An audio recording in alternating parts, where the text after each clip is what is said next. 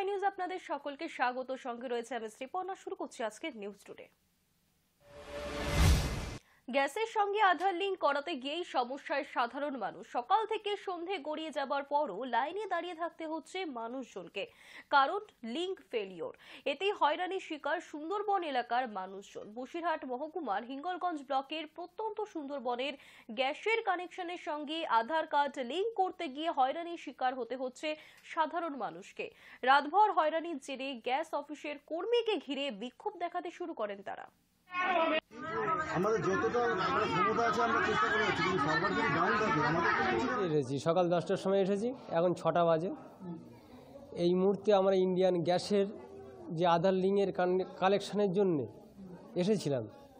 সকাল 10টার থেকে 6টা পর্যন্ত এখন লোক দাঁড়িয়ে আছে 70 জনের উপরে। লিঙ্ক থাকছে আবার থাকছে না। 2টোর পর থেকে 4টে পর্যন্ত কোনো কাজ হয়নি। এই যে আমাদের মা বোনেরা সবাই এসছে, এটা হিঙ্গলগঞ্জ। আমি অনেক অসুবিধা আছি, কেন কালকেও এসে ফিরে গেছি, আজকেও এসে একই কন্ডিশন। রবিবার রয়েছে প্রাথমিক টেটের এক্সাম। প্রাথমিক টেটের জন্য রবিবার কলকাতা মেট্রোয় মিলবে বাড়তি পরিষেবা। রবিবার সকাল 9টার পরিবর্তে দমদম এবং নিউ গড়িয়া থেকে প্রথম মেট্রো ছাড়বে সকাল 6:50। সকাল 7টায় ছাড়বে দক্ষিণেশ্বর থেকে নিউ গড়িয়া প্রথম মেট্রো। টেটের জন্য রবিবার সারাদিনে 130টির পরিবর্তে 234টি মেট্রো চলাচল করবে। এর মধ্যে 117টি আপ এবং 117টি ডাউন মেট্রো। রাতে শেষ মেট্রোয়ে সময়সূচিতে কোনো পরিবর্তন নেই।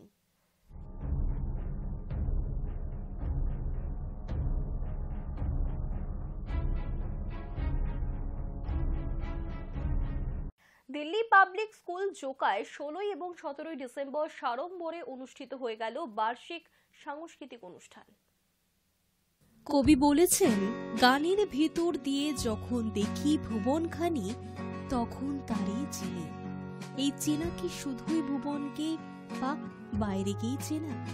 না, তার থেকেও বেশি নিজের আশপাশের চেনা ও জানা।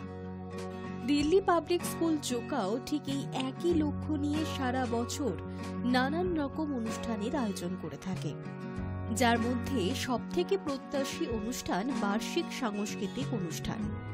দুদিন ব্যাপী এই অনুষ্ঠান 2023 সালের 16 এবং 17 ডিসেম্বর অনুষ্ঠিত হয়েছে সাড়ম্বরে।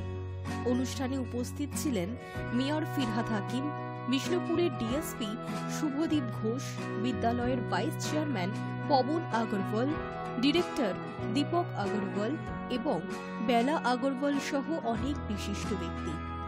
প্রদীপ প্রজ্বলনের মধ্য দিয়ে সূচনা হয় অনুষ্ঠানের। দুদিনই অনুষ্ঠানের শুরুতে বিদ্যালয়ের প্রিন্সিপাল ঋতুপর্ণা চ্যাটার্জি তার বক্তৃতার মাধ্যমে বিদ্যালয়ের নানা ক্ষেত্রে নানা রকম কৃতিত্বের কথা তুলে ধরেন। 2 দিন ব্যাপী এই অনুষ্ঠানের প্রথম দিন লোয়ার নার্সারি থেকে 5ম শ্রেণীর ছাত্রছাত্রীরা অংশগ্রহণ করেছিল। দ্বিতীয় দিন 6ষ্ঠ থেকে 9ম ও 11ম শ্রেণীর ছাত্রছাত্রীরা অংশগ্রহণ করে।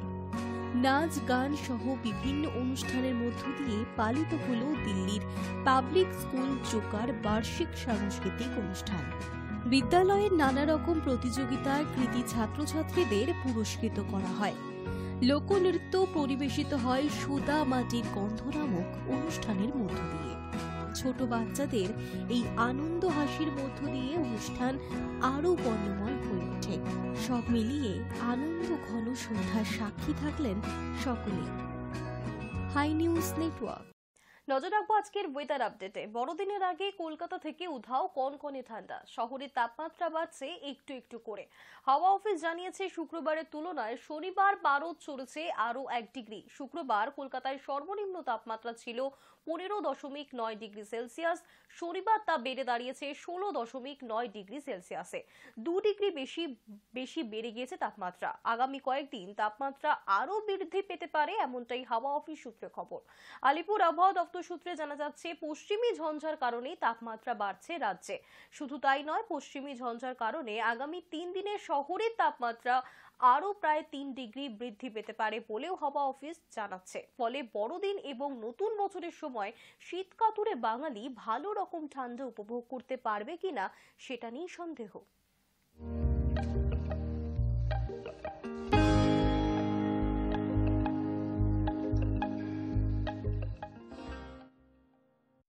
নিউজ টুডে এখনকার মতো এই পর্যন্তই। দেখতে থাকুন হাই নিউজ নির্ভীক নিরপেক্ষ।